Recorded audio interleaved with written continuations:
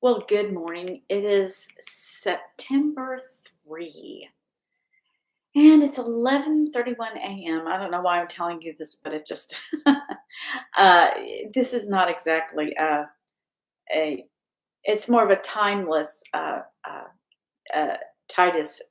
So I guess we really don't need to know what day it is, but anyway, so this I was going to put in my Titus 2:4 series, and that's the series where Christ says the older women you're supposed to teach the younger women how to love their children and their husbands. Well, if you go back and you hear or want to watch why I feel like I have to do this. Uh, I That's what I've spent my life doing, is being interested in being a good mom.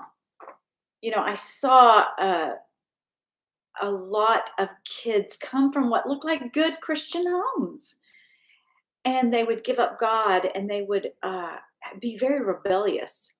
And so my goal as a parent was to keep my children Christian and to help them not rebel against their parents, because I couldn't understand. I loved my parents. I loved. I didn't understand all this rebelliousness against their parents. Now, how do we keep our children from being rebellious and doing and making terrible mistakes? And so today, that's just the general overall theme to these is, how do you do that? And so many women were feminists. I was raised during the second wave of feminism in the 1960s and 70s, and I was quite the odd one because I was not a feminist. I saw the dangers in feminism, and I did have my mom was a stay-at-home mom till I was 12, and so I was raised with that idea, and my mom was very much a more traditional homemaker, but uh, the my overarching, all the relatives, feminism was very deeply sunk into the psyche, to the point where women, I don't know, I mean, there's reasons for feminism, we can talk about that another time, but I fought feminism from the time I was a small child, and I wanted to know how to be the best mom. That was my goal. How do you raise your children with character? And so I made up all these little songs that I would sing my children. And I chose three virtues that I wanted when they were young to really push on. You know what I mean? Try to inculcate it into my children, and that was uh, compassion, honesty, and courage. So I would make up these little songs for my kids. And with compassion and courage and honesty, that's what and I put their name, we would like you to someday be, or you are to someday be. And so we would always try, I would focus on that because I knew I had 18 years before they would leave. And I had 18 years to deal with the peripheral things, like how to dress nice and how to stand up straight and how to sit straight and get manners. I knew that a lot of these things would my children mimic their parents. And so much of what they were going to learn were from our example. So if most of the things I said, I'll just be a good example. I'm not going to say, uh, uh, you know, uh, let's see, I'm trying to think.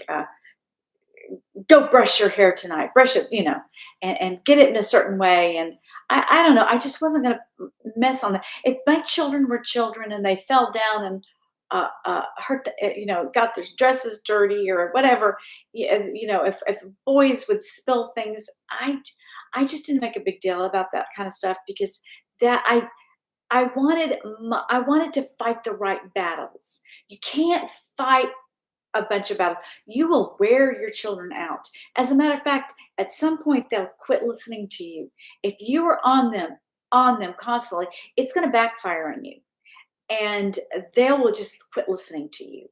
So I chose three of those virtues, and those were the ones that I really tried to make my discipline around that, and not around things that irritated me. That's another thing, and I've talked about this before, but separate your irritation. Don't use up your this great uh, pearls of time you have with your children, this grand and glorious gift you've been given with your child. Don't waste it on things that just don't matter. Don't waste your discipline on on things that children will be children. They're not adults. Let them be children, and don't waste your battles on things that just irritate you. Know the difference between what irritates you and what you are truly trying to teach your children. Spend your time on those things. Okay, so now that I've got that out, let's get to what reading. One of the things I've noticed over the last few years is that w- the books are degrading, and not just and I understand. Oh, there's just so much you can say about this. We're trying to create a civilized world for our children, and I get it. So we put the helmets on them, and we want everything to have a happy ending. We want all books to be uh, not too serious for the kids, all that kind of stuff. And so we've gotten away. We've become more and more simplistic with the books that we read to our children, and I think that they're just even too simplistic for children.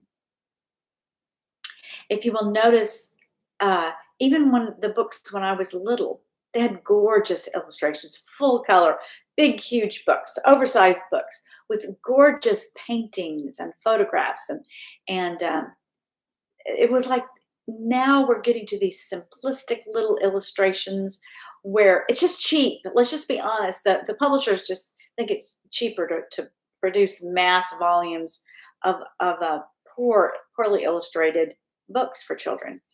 And I look at Dr. Seuss, and there are just some great things about Dr. Seuss. The rhythm and the rhymes, and but all his illustrations are a little bit silly. Uh, I I would have done something different if I were him. I would not have done those illustrations. I think I don't think they're helpful. And of course, I'm sure everybody's going to disagree with me on that one, but that's just my opinion. I wish that he had gone a different direction with the illustrations, and then he made nonsensical words. And I get that, there's a point to doing that. And he's trying to get rhythms and rhymes, and he's not so much worried about the wording. But Dr. Seuss's books brought a silliness that really caught on after him. And I think we've gotten away from that. I don't think we have as many silly books as the explosion after Dr. Seuss and the Berenstain Bears, and there were a lot of them during that time that really did not have very much of a point. And if you look at Dr. Seuss's books, he did have a purpose. Stuff like what was it, Green Eggs and Ham? you know, uh, where he didn't want any green eggs and ham. The guy that was the guy of the book, he didn't want green eggs and ham, and he made a big deal about it. And then finally he tried it, and he liked it. So Dr. Seuss was trying to make children try new things. That was the point of the book. Has it actually helped? Are kids actually trying new things because of that book? I don't know. I'll just ask you guys. I've never actually had that book facilitate someone trying new stuff. But anyway, point. Okay. But okay, from morality.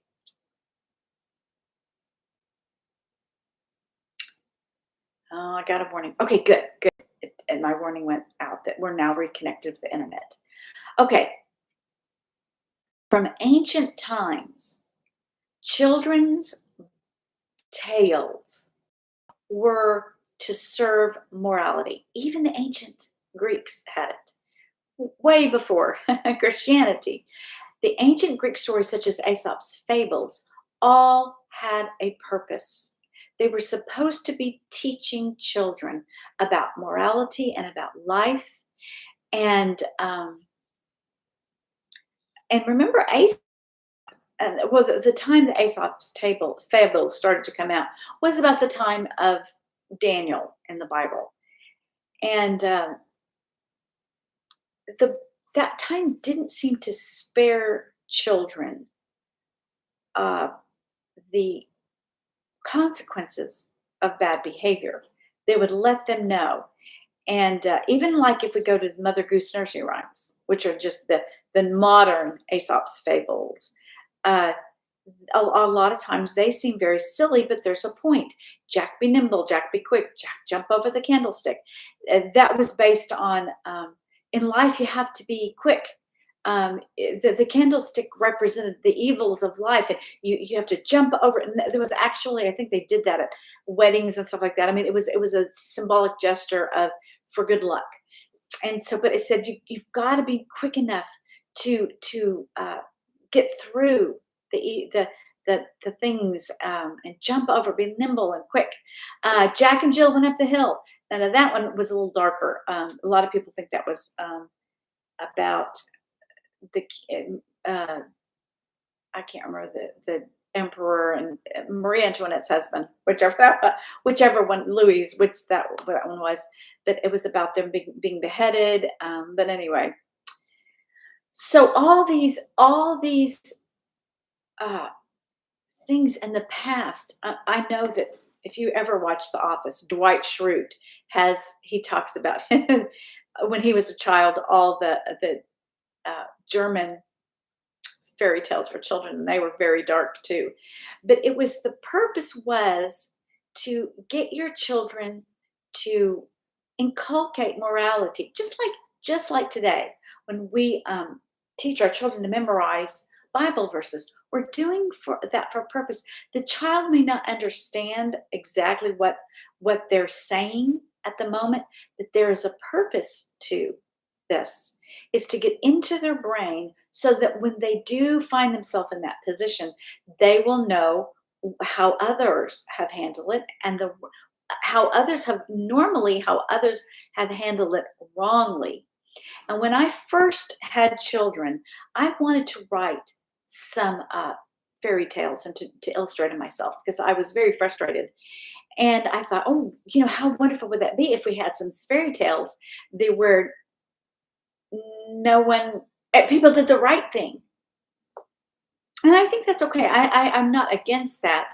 I tend to want to always focus on the good, but I think that there was a purpose in writing these tales for children where the person got into trouble and suffered greatly. We the I think that my generation and going forward, we want to spare our children bad news. We don't want them to we want to just kind of I know right now when I talk to my grandchildren about uh, the story of Daniel and David and Goliath, the fact that David cut off his head after he did the slingshot. Maybe gory details like that are not necessarily important for little 2 and 4-year-old girls, but sometimes we're trying too much to protect our children from bad mistakes. And so when we teach our children, I think we need to keep in mind we would like our children to learn from other people's mistakes. I can tell you that was a huge impact in my life. My relatives, I had some older relatives who had gotten into some terrible problems with alcoholism and drug addiction. And this was post World War II, so this was 1960s and 70s stuff. That their husbands had come home were addicted to drugs and alcohol, and they wouldn't spare me some of the details, and it scared me to death. I did not want to become an alcoholic. I wanted to be careful who I married because I didn't want to marry somebody that might do that. And anyway, so you tell your children these things so that they don't have to constantly learn from personal experience. I want your children to know, at least from the beginning, it's wiser to learn from someone else's mistakes. It's wiser to listen very carefully to other people's lives and glean from that how you want your life to go. Ooh, see how that person turned out so happy. Look at how wonderful their life is. And stories of, oh, that didn't turn out very well for them. Okay, that's all. And God bless, and see you again soon.